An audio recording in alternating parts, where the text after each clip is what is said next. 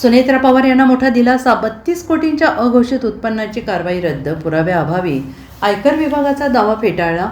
राष्ट्रवादी काँग्रेसच्या अध्यक्ष आणि राज्याच्या उपमुख्यमंत्री सुनेत्रा पवार यांना ITATमध्ये दिलासा मिळालेला आहे. सुनेत्रा पवार यांना आयकर अपील न्याय प्राधिकरणाकडून दिलासा मिळालेला आहे. अजित पवार यांच्या विरोधातील आयकर कायद्याच्या कलम 15(3) अंतर्गत सुरू केलेली कार्यवाही रद्द करण्यात आलेली आहे. अघोषित उत्पन्न म्हणून जोडलेली 32.14 कोटी रुपयांची रक्कम रद्द केली आहे. अजित पवार यांचे विमान अपघातात निधन झाले. त्यानंतर सुनेत्रा पवार यांची भूमिका केवळ प्रक्रियेसाठी रेकॉर्डवर घेण्यात आली होती.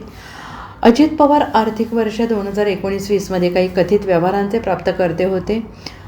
ITAT खंडपीठाला अपुरा पुरावा आढळला आहे. ITने टाकलेल्या छाप्यात जितेन पुजारी यांच्याकडून ट्रायटनच्या ग्रुपच्या डायऱ्या आणि वह्या जप्त करण्यात आल्या होत्या. त्यात DD नावाच्या व्यक्तीच्या नावे 32 कोटींचे व्यवहार आयकर विभागाला आढळले आहेत आणि त्या आधारे DD हे अजित पवार असावेत. या तर्काच्या आधारे अजित पवार यांच्या उत्पन्नाचे मूल्यांकन करण्याची कारवाई IT विभागाने सुरू केली. मात्र सुनावणी दरम्यान ITAT समोर DD म्हणजे अजित पवार हे सिद्ध करण्यास इन्कम टॅक्स विभाग अपयशी ठरले.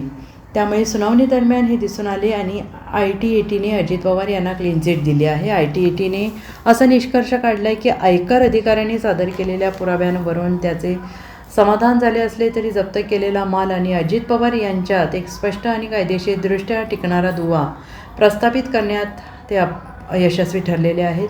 त्यानुसार आयकर अधिकाऱ्यांची कारवाई रद्द करण्यात आलेली आहे. राज्याचे माजी उपमुख्यमंत्री अजित पवार यांच्या कायदेशीर वारसदार म्हणून सुनेत्रा पवार यांना आयकर अपील न्यायाधिकरणाकडून मोठा दिलासा मिळालेला आहे. आयकर विभागाने अजित पवार यांच्या नावावर जोडलेले 32.14 कोटी रुपयांचे अघोषित उत्पन्न आणि त्यावरील कायदेशीर कारवाई न्यायाधिकरणाने रद्द ठरवली आहे.